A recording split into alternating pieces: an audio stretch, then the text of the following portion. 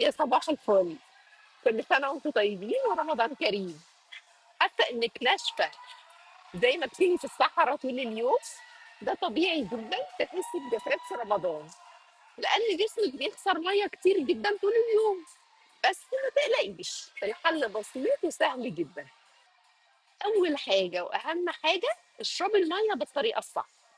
يعني مش تشربي لتر مرة واحدة بعد الفطار وتفتكري ان كده كفاية. لا بالعكس، ده ممكن يخليكي تحسي بتقل وانتفاخ.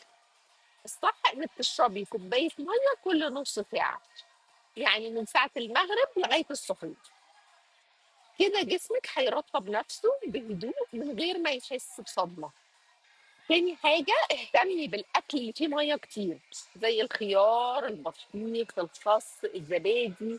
دول زي خزانات طبيعيه للميه، بترطب جسمك من غير ما تحسي. لو لسه مش بتاكليهم، جربي تحطيهم في سحورك او كوجبه خفيفه بعد الفطار، وهتشوفي الفرق بنفسك.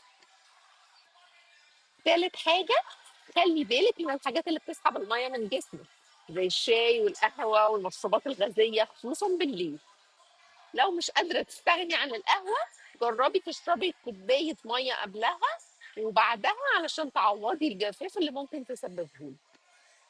واخيرا بقى، ما تنسيش الشوربه، لان هي مش بس طعمها حلو وبتريح المعده بعد الصيام، لكن كمان بترجع لجسمك السوائل اللي فقدها طول اليوم بطريقة لطيفة وسهلة الامتصاص. يعني الموضوع كله بسيط: شوية مية على مدار اليوم، أكل صحي فيه ترطيب، وتقليل المنبهات. هتحسي بفرق كبير في طاقتك وحيويتك في رمضان. وكل سنة وانتم طيبين ورمضان كريم.